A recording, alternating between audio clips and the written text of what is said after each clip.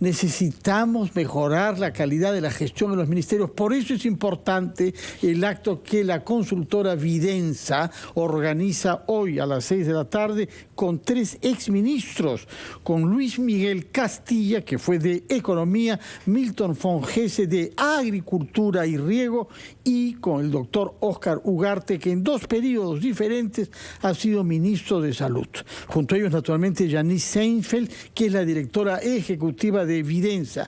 Recibimos ahora, por esa razón, al doctor Óscar Ugarte y queremos preguntarle ¿cómo diferencia él la calidad de la gestión pública de los objetivos políticos que un ministro se ve obligado a fijar en su ministerio? Muy buenos días y bienvenido a RPP, doctor Ugarte. Buenos días, Fernando. Buenos días, Carlos. Muchas gracias por la invitación. Efectivamente, estamos en este emprendimiento con la consultora Vidensa y en particular este programa de Escuela de Gestores, todo esto dirigido por Janice Seinfeld e integrado por personas como han sido mencionadas por Fernando con experiencia en gestión, porque efectivamente en todos los escenarios, digamos, en los cuales tenemos responder como país, digamos, el problema es la gestión, tanto pública como el sector privado, es fundamental. Es decir, una buena gestión es una gestión que es eficiente en lograr los objetivos y lograr con los recursos que se disponen a la mano. Es decir, esos recursos seguirán mejorando, pero hay que adecuar a los recursos existentes las capacidades y por lo tanto el poder lograr de mejor manera los objetivos, como por ejemplo en este caso esta escuela de gestores de la cual me honro en pertenecer, tiene 3 programas fundamentales: el de políticas públicas, el de gerencia de servicios de salud a mi cargo y el de comunicación, que son esferas muy importantes en la gestión. ¿Con qué objetivos? En primer lugar, es, como nos señalan organismos internacionales, repensar el Perú, el país, ¿no es cierto?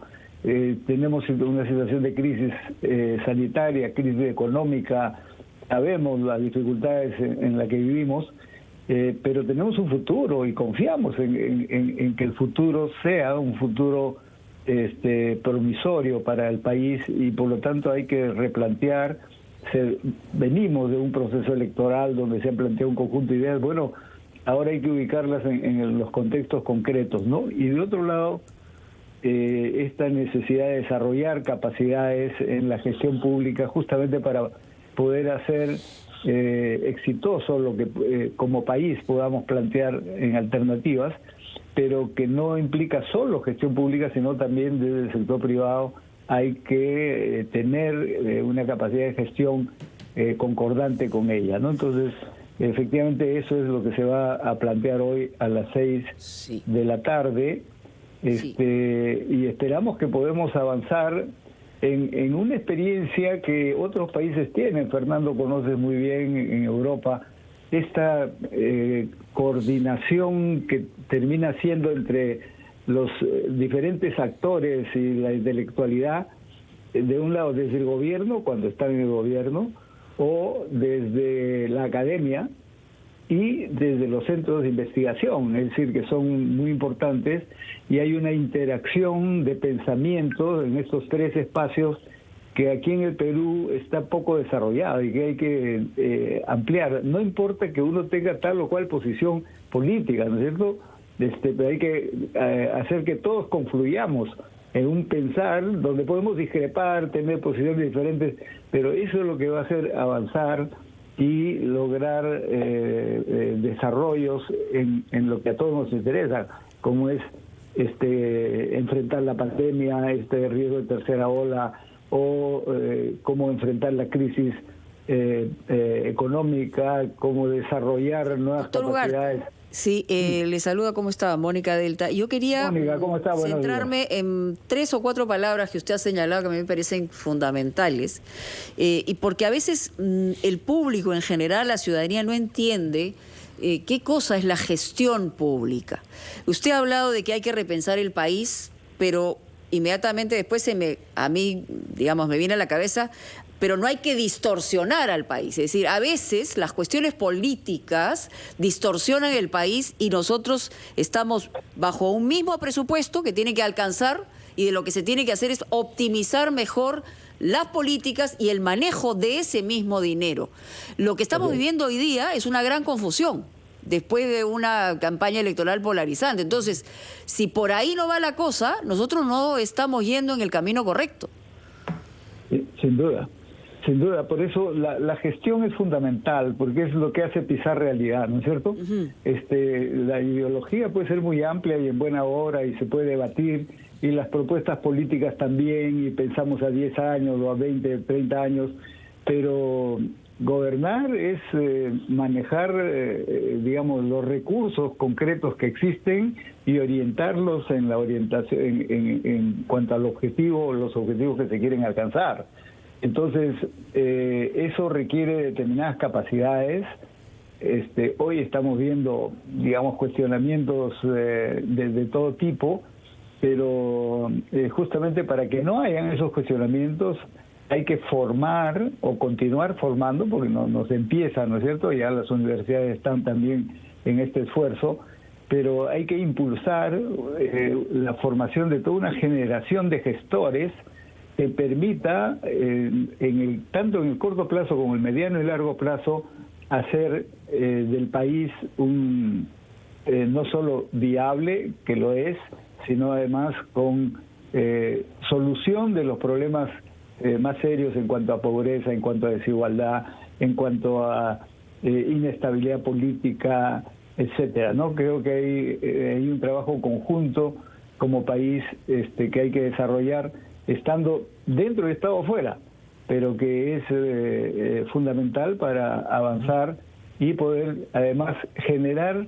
consensos, porque en ese debate, en ese repensar el Perú, hay que encontrar consensos. No es posible avanzar si no se tiene coincidencias fundamentales que, por supuesto, permiten todas las discrepancias que puedan haber, ¿no? Tomamos nota, doctor Ugarte, de esta insistencia suya en gestar consensos. Vamos a hacer preguntas sobre eso después de una breve pausa para escuchar los titulares de la media hora y que Carlos Villarreal le haga preguntas a usted. Pero nos acompaña, por favor, durante breves instantes. Gracias.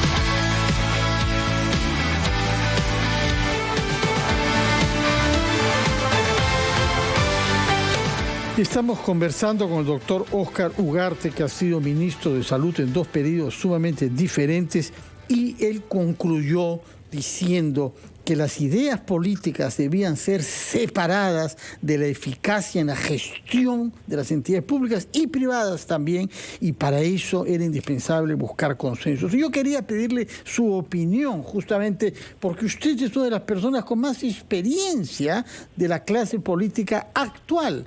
Ha comenzado con la izquierda, ha estado en el Partido Humanista, ha sido ministro de Alan García, luego ha sido ministro hasta hace pocos meses, y se le reconoce haber asumido el Ministerio de Salud en un momento de crisis y haber organizado con eficiencia la gestión pública que supuso la vacunación. Explíquenos cuál es la razón del éxito que estamos teniendo y que comenzamos a atenderlo con usted para vacunar a nuestros compatriotas. Bueno, como es obvio, lo primero era encontrar consenso, justamente, y creo que era evidente que había que encarar con la mayor amplitud y transparencia posible, que es lo que siempre señaló el presidente Sagasti, este proceso de vacunación, resolviendo problemas que no habían sido adecuadamente encarados en el periodo previo. Y para poder vacunar, que era claramente la demanda, ¿no es cierto? Es decir, cómo nos protegemos como país frente a la pandemia en una segunda ola que fue dramática, mucho más dramática que la primera, era vacunando. Y lo primero era tener las vacunas. Entonces, la primera gestión en ese sentido era negociar como país con los diferentes laboratorios para poder tener este elemento esencial de protección de la población peruana, que es la vacunación. Y la orientación fue, negociemos con todos, ¿no es cierto? La capacidad de gestión para obtener vacunas es un primer elemento que en la experiencia concreta quiero resaltar, porque eso implicó una participación de profesionales muy competentes, como son nuestros embajadores, dirigidos por el canciller Alan Wagner y la Presidencia de la República, por supuesto, negociando con todos y a nivel mundial. Es por eso que se ha podido conseguir en pocos meses contratos por 98 millones de dosis, además con una pluralidad de origen de laboratorios muy amplia, que nos permite que si falla uno, tenemos los otros. Esa es la gran ventaja de esa negociación. Y luego la organización, donde el reto principal ha sido articular a un sector salud que estaba muy fragmentado y que, como se ha podido ver, ha permitido este trabajo integrado del sector público y privado que nos ha llevado al nivel en el que estamos y que en buena hora se está continuando. Sí. Doctor Ugarte, justamente usted se ha referido al tema de la vacunación y aprovecho la oportunidad para preguntarle, en su condición de exministro de Salud, sobre un tema que ha generado mucha polémica y también, por supuesto, desagrado. Esta denuncia sobre vacunación de menores de edad que habían recibido la primera dosis en el extranjero y que la estaban recibiendo acá, justamente en una clínica particular, la clínica San Pablo. ¿Qué pronunciamiento tiene al respecto? ¿Hay algún margen ahí de ilegalidad con respecto a la vacunación de estos menores de edad? A ver, no conozco el caso concreto, lo he conocido a través de los medios y lo mejor es investigar, ¿no es cierto? Ya el señor ministro Ceballos ha dicho que está en proceso de una investigación y que en los próximos días darán la información, eso es lo adecuado.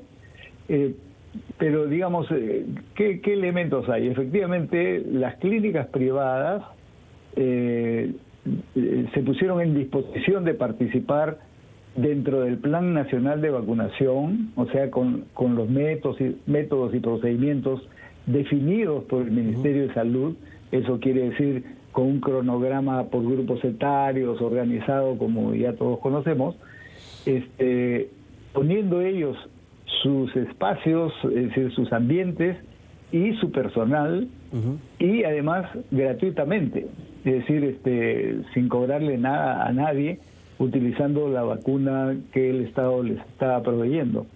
Eso ha venido funcionando bien, y ahora tenemos esta situación donde, claro, lo que hay que esclarecer es, primero, porque se habla de personas que se vacunaron afuera, jóvenes, y que vinieron acá a recibir y han pedido la segunda dosis.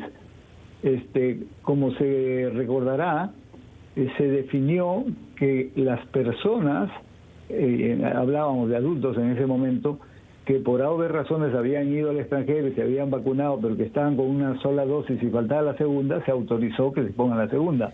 Pero en este caso, doctor, perdón, la investigación ha sido bastante prolija y involucra pues a menores de edad que recibieron la primera dosis en el extranjero y que acá han recibido la segunda dosis. Así es. Sí, esa es la información. Ajá. Por eso es lo que tiene que ser investigado, porque no había antes de esta situación una autorización para ese fin. Claro. Sí hubo en otros casos. Para vacunación de menores de edad se refiere. Claro, en el caso de vacunación de menores de edad, se autorizó, cuando Pfizer informó que su vacuna también se podía aplicar, para los de 12 a 17, pero se pusieron en la cola, ¿no es cierto? Claro. Y eso correspondía al último trimestre de este año. Salvo en el caso de los que tienen comorbilidades. Por ejemplo, chicos con síndrome de Down u otras enfermedades se está vacunando. Eso está totalmente autorizado. Pero en ese caso, de acuerdo a la investigación, no tenían comorbilidades, perdón. Sí, efectivamente, ese es el tema, y entonces lo que tiene que ser investigado es por qué se autorizó así, ¿no es cierto? Y está bien que eso se haga. Si no ha habido ninguna autorización, es obviamente irregular y tendrá que, tanto por el lado del la investigación administrativa, que son los órganos de control interno y la Contraloría, así como por la Superintendencia de Salud, que es su salud, tendrán que determinar responsabilidades y aplicar las medidas que correspondan. Doctor Ugarte, hemos conversado antes de la posibilidad y algunas veces hasta cierta diferencia de opinión respecto a la eventual tercera ola. Según los datos que tenemos de información en números, estamos todavía en un nivel bastante bajo de impacto, es decir, probablemente el más bajo que podamos haber tenido en los últimos tiempos dentro del marco de la pandemia. Sin embargo, obviamente nadie puede descartar la eventualidad de una tercera ola, pero hay quienes siguen insistiendo en el mes de septiembre, estamos prácticamente en el mes de septiembre, y lo que queríamos conocer es de qué va a depender esa circunstancia, es decir, el tema de la vacunación está en un 30 y tantos %, todavía falta mucho para llegar al número del 70% y poderle dar una batalla mayor, pero los números se están manteniendo abajo. ¿Qué posibilidades hay de que pronto aparezca eventualmente una tercera ola, no? Sí, yo no aconsejo poner fechas, ¿no es cierto? Porque sí, claro, hay tantos factores y es tan relativo que se puede cometer errores fácilmente, y lo mejor es jugar con las evidencias. Entonces, una evidencia para el país es cómo se pasó de la primera a la segunda ola, que podría ser un indicador de cómo podría ser pasar de una segunda a una tercera ola, y cómo ha sucedido o está sucediendo en los otros países. España ya está en la quinta ola, y cuando vemos estas experiencias y hemos visto cómo se pasó de la primera a la segunda ola en Perú, no es una caída en aguja y un crecimiento en picada. No es así. Cae como está cayendo. Ahorita estamos en el punto más bajo de la segunda ola. Incluso el número de casos y el número de fallecidos, felizmente, están por debajo de lo que fue el punto más bajo entre la primera y la segunda ola. Así es. Y lo que sería, digamos, las semanas segunda y tercera del inicio de la pandemia, a ese nivel de bajo estamos. De acuerdo, Entonces, doctor. Muchas gracias por su tiempo. Esta tarde a las 6 tendremos ocasión de escucharlo, hablando específicamente sobre gestión pública con sus colegas de la consultora Vidensa, vía digital, a las 6 de la tarde. Muchas gracias por su presencia. Muchas gracias en a RPP, ustedes. y muy buenos días para usted, doctor Gracias. Óscar Ugarte. Buenos días también a ustedes. Gracias. Muchas gracias. Vamos